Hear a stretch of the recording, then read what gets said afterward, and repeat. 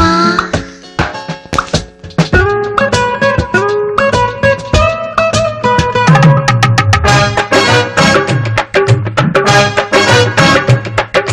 కళ్ళలోకి కళ్ళు పెట్టి చూడలేకున్నా, చూడకుండా ఒక్క నిమిషం ఉండలేకున్నా, పంచదార ఎంత తిన్నా చేతుకుందండి, చింతపండే కారమయ్యి చంపుతోందండి. అదే